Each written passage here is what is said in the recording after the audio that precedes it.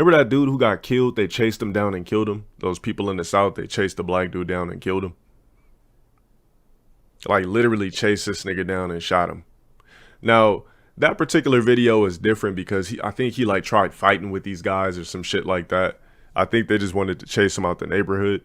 Yeah, Ahmaud. If you look at the video, it looked like he was tussling with the dude's gun or some shit. So I personally don't think they would have killed him if it wasn't for that. I think they was just trying to scare him out the neighborhood. But yeah, that was still cold-blooded. They chased him down before that.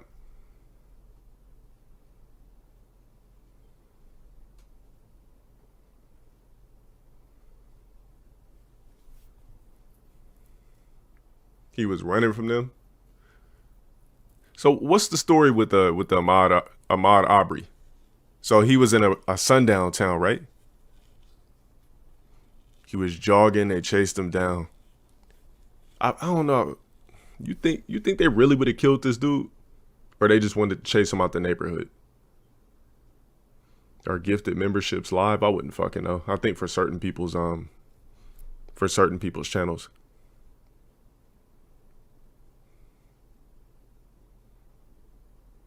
They want to make a citizen's arrest.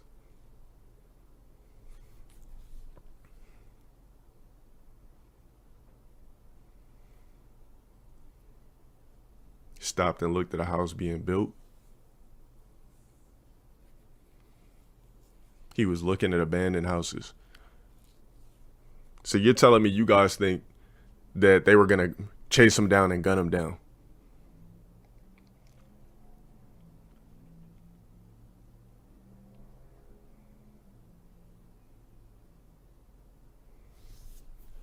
That's what you're telling me.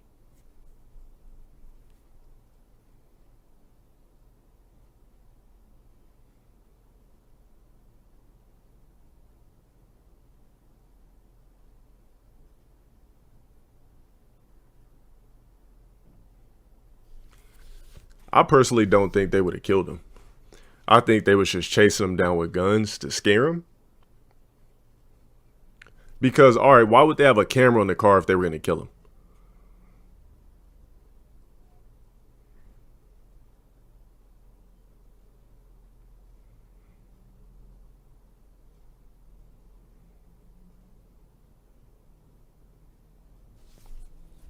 There's video footage because they had a dash cam.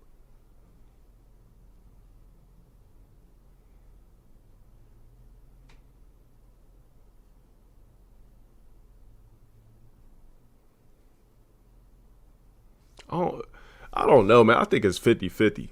I think they was going to chase him down and put a citizen's arrest. Because if they wanted to shoot, don't you think they would have shot initially when they first pulled up?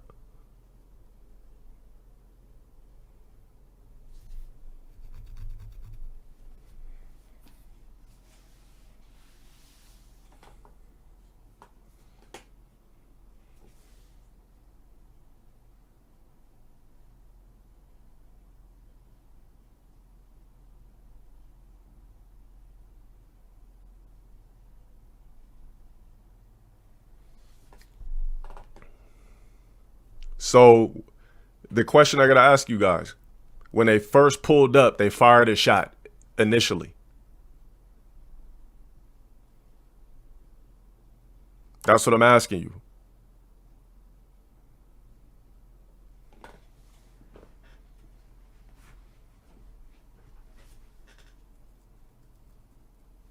I remember seeing the video footage.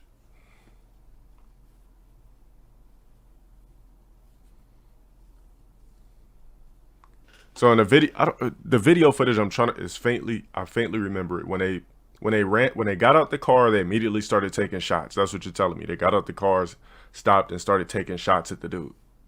Is that what you're saying? They're not smoking nothing in that prison, bro. You know they were part of that area and shit in the prison, so they'll be protected. Damn, so they got out the car shooting. Wow, okay. I thought it was they got out the car, said stop, and dude went and tried to tussle for the gun and they shot him.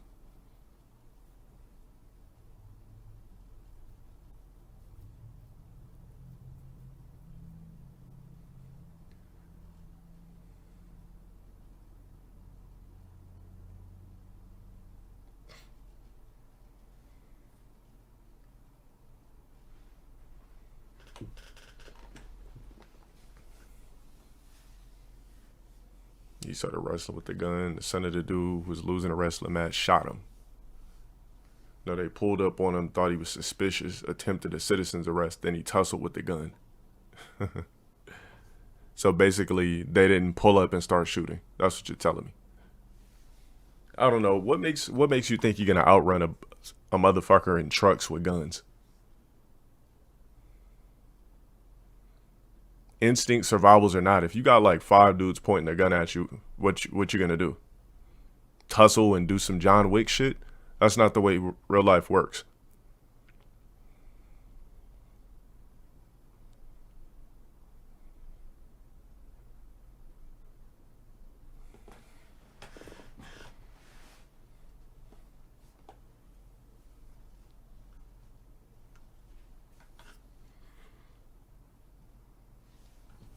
I mean, put it like this. It's 50-50. One way you're gonna guarantee you are gonna die by tussling around with some other fuckers with guns. Yo, appreciate that. Multiverse, yes. I mean, I'm not saying you're supposed to stand there, but I'm saying, like, are you gonna outrun a bunch of niggas with guns?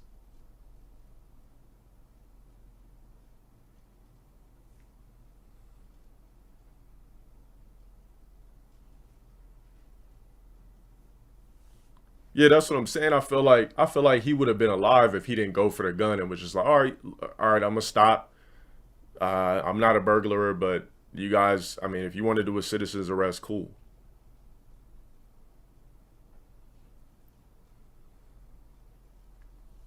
That's what I'm saying. Like, I feel like it's better in a situation like that. All right, you gotta kind of read the situation. Here, let me see if I could find that shit. I remember we was looking at the video a long time ago on stream, and they chased them down, but they didn't initially. I don't think they initially started blasting. I mean, they still deserve to go to jail regardless, but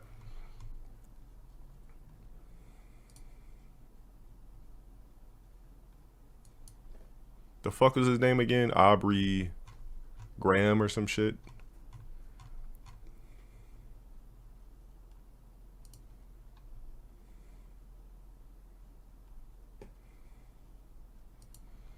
It's not about it being a valid reason. It's just like, are you gonna beat guns?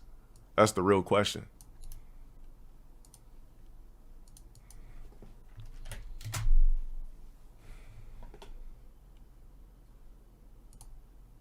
If you're a homeowner in California,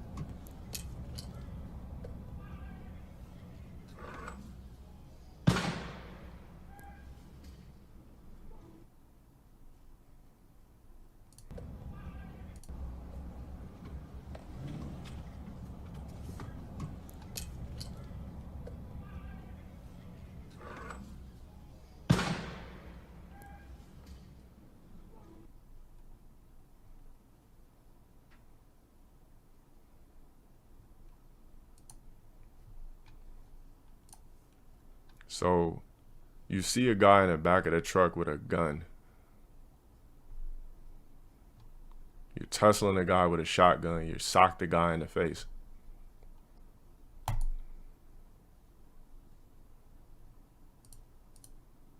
Yeah, this could have went either way.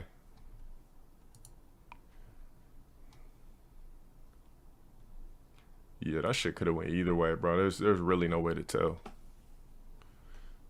They hunted them down, or they just chased them in vehicles?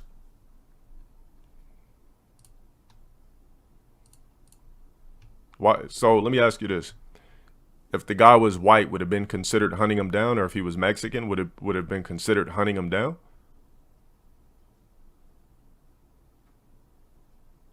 Or are we just saying he got hunted because he was black?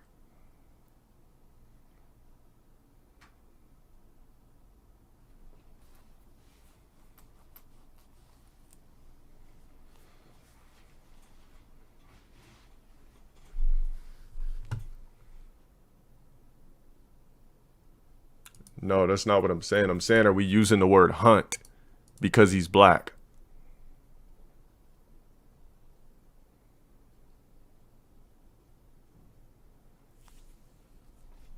Well, here's the thing.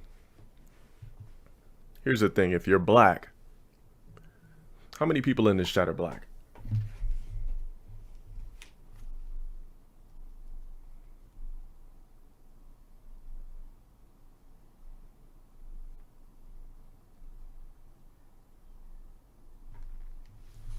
All right, bet. So all my niggas in here.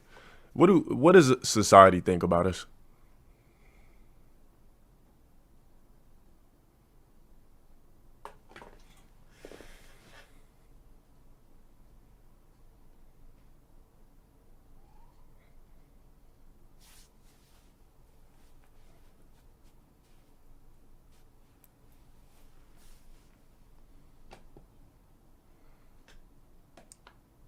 Exactly. So if you know our depiction is inconspicuous thugs, robbers, gangsters, crooks, loud, violent,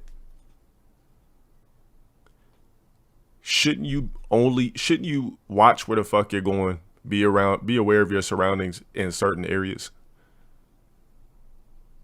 Like that shit looked like a sundown town. It looked like it was a bunch of forest and everything. You got to remember, man, to other people, blacks, we're looked at as like the bottom of the barrel. We're the only ethnicity you can kill and get away with it.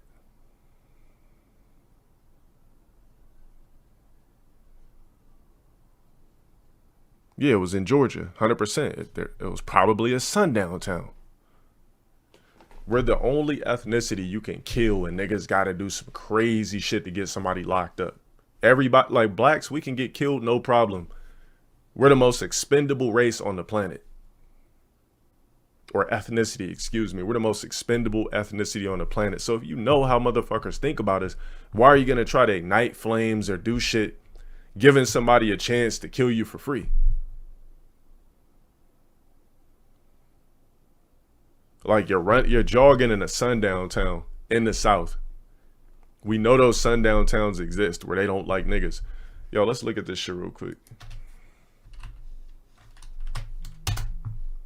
Like we already know how people think about us. Is even if you're not ghetto and that's not the way you operate, unfortunately, due to what's seen on the internet about blacks, that's the way we're always going to be depicted unless we open up our mouths and single out ourselves as an individual. But it doesn't matter if it's you, doesn't matter if it's me, doesn't matter if it's this, that. Hell yeah, I'm saying he shouldn't have been jogging there. Because you got to know where you at. Put it like this. Would you jog down South Central at night? Would you jog down Would you try to jog through Nickerson Gardens at night? That's what I'm asking you. It don't matter what ethnicity you are. Let's just say you're like a white guy. You're going to go jog down Nickerson Gardens at night? South Central? You're going to go jog through Watts? You know, take a nice stroll through Slauson? That's what the fuck I'm talking about. You gotta know your demographics and where the fuck you at. You're gonna be a black dude jogging through East LA at night? Knowing that's not your hood, knowing that's not your set, knowing that's not where you belong. I'm gonna just be a black nigga just jogging through East LA at night.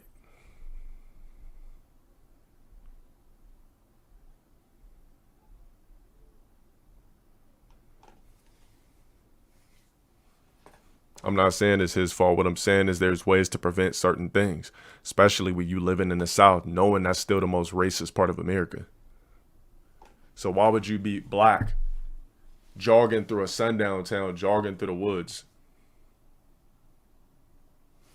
It's just called being aware. I'm not saying that it was okay or anything like that. I'm saying certain things could be prevented.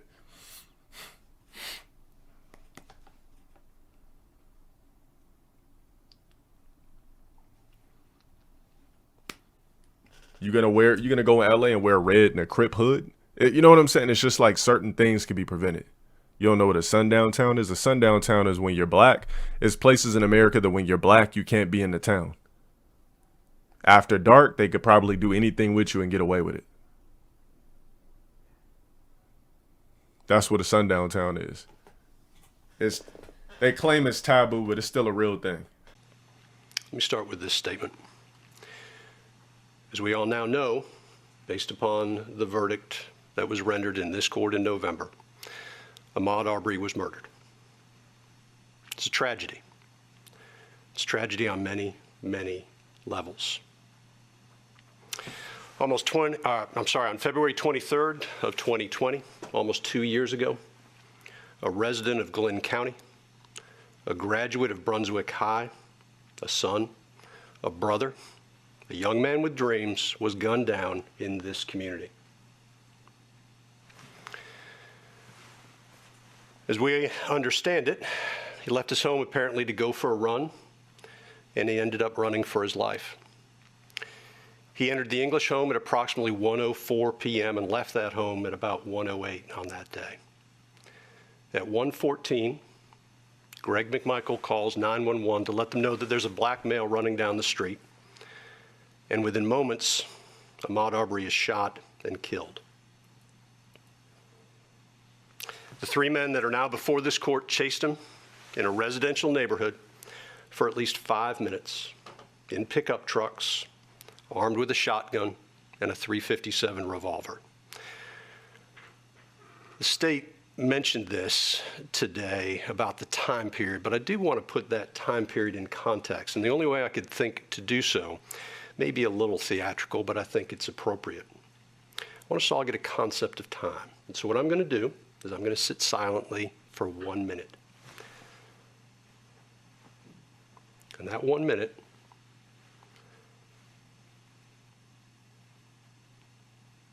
represents a fraction of the time that Ahmaud Arbery was running in Satilla Shores.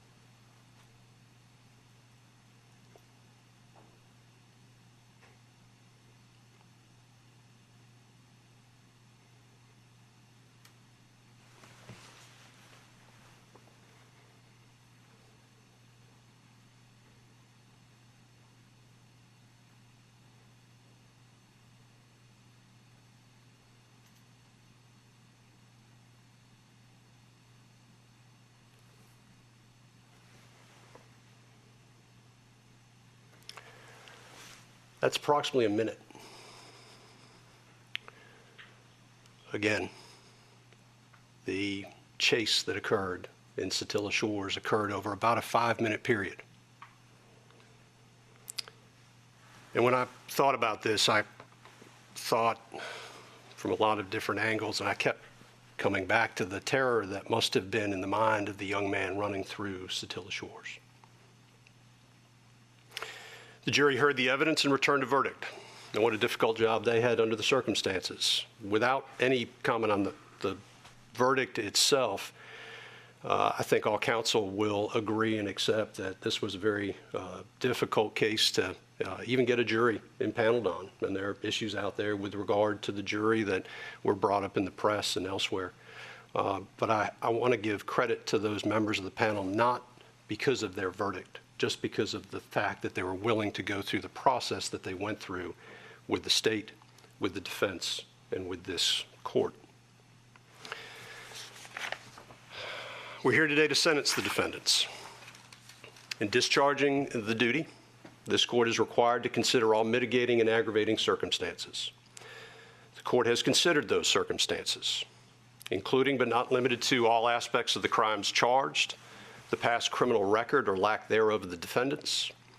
I've also considered any lawful evidence which tends to show the motive of the defendants, their lack of remorse, their general moral character, and any predisposition to commit other crimes. Now, I think in this case, the record speaks for itself, and the defendant's own words, I think, guide this court with regard to sentencing. Went back through my notes and other resources to pull some of the quotes that we have in this case. I'll start with Greg McMichael. In my opinion, Greg McMichael, very early on in this, tried to establish a narrative. He made comments like, Ahmaud Arbery was trapped like a rat. Stop or I'll blow your, and I won't repeat it again, head off. He effectively admitted that he wasn't sure what Ahmaud Arbery had done wrong. Quote, I don't think the guy has actually stolen anything out there, or if he did, it was early in the process. But he keeps going back over and over again into this damn house. Again, back to the narrative. Told Travis, you have no choice. Told another individual at the scene, this guy ain't no shuffler. This guy's an asshole. Commented that he wanted him, Ahmaud Arbery, to know that we weren't playing. If I could have gotten a shot at the guy, I would have shot him. Travis McMichael claims he was in shock. But it's interesting because he talks about his concern for his child and his own well-being. Part of this was while the victim was actually laying there in the street. Commented, this is the worst day of my life. Well, I think it's been touched on here today. There were other individuals that were impacted. I look at the video of this incident. When I say the video, I think everybody knows what we're talking about, but there was one part of it that struck me as absolutely chilling, and that is, I believe it's in the enhanced video provided by the GBI. There's a frame where I believe Ahmaud Arbery, it looks to be, if he's 20 yards out, that may be close, 30 yards out. And it's the frame of Travis McMichael lifting the shotgun to fire at Ahmaud Arbery. And you watch that with context. And when I say context, after hearing the evidence in this case, again, thinking about a young man that had been running at that point for almost 5 minutes, and it is a truly disturbing scene. And we got there because Travis McMichael's father saw Ahmaud Arbery hauling down the street and calls out, let's go. At that point, Travis McMichael, despite whatever may have been going on in his life at that time, with regard to family or otherwise, just goes, grabs a shotgun and goes because he assumes that it is the right thing to do. Ahmaud Arbery was then hunted down and shot. And he was killed because individuals here in this courtroom took the law into their own hands. Mr. Bryan, he joined in after calling out to the McMichaels. Y'all got him?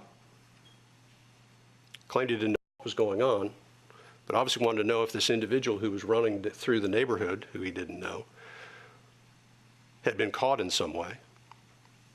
Said, quote, I figured he'd done something wrong, but I didn't know for sure.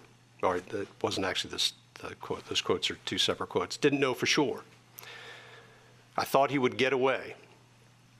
And this is the part that is disturbing to me with Roddy Bryan. If the guy would have stopped, this would have never happened. All of these quotes give context, I think, to the video that we saw during the case. And Miss Wanda Cooper-Jones this morning made a statement that I think, when you look at these statements and you see the videos, is very true. And that is, she said, when they could not scare or intimidate him, they killed him.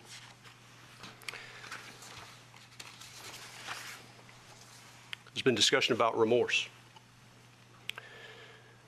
And I agree with counsel that it is It is dangerous for defendants who have multiple prosecutions against them to make statements of remorse. But remorse isn't something that is simply a statement of regret.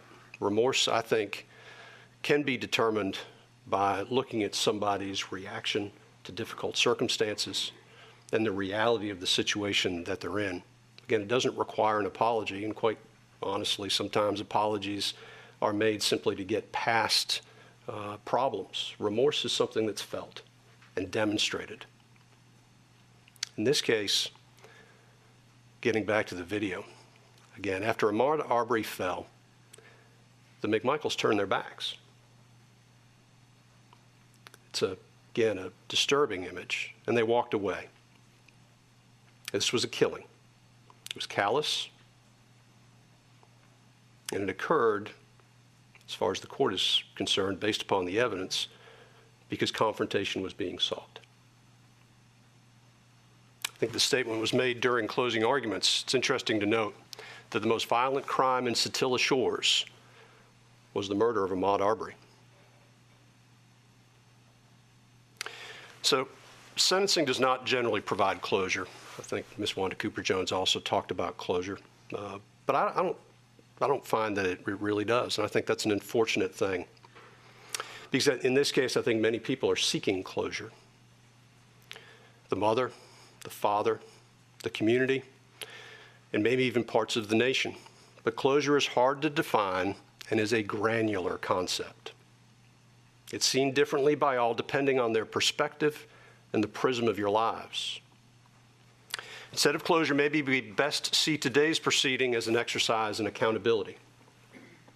We are all accountable for our own actions. Sometimes, in today's day and age, that statement is lost upon many. And today, the defendants are being held accountable for their actions here in Superior Court. Today demonstrates that everybody is accountable to the rule of law. Taking the law into your own hands is a dangerous endeavor.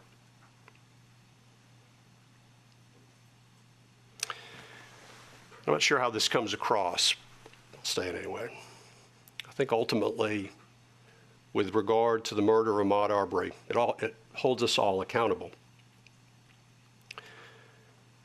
I've read somewhere, and I don't remember where it was, that at a minimum, Ahmaud Arbery's death should force us to consider expanding our definition of what a neighbor may be and how we treat them. I argue that maybe a neighbor is more than the people who just own property around your house. I also believe that in assuming the worst in others, we show our worst character. Assuming the best in others is always the best course of action. And maybe those are the grand lessons from this case. I will let others spend as much time as they want writing about it and talking about it. But those are my general thoughts with regard to this case and sentencing.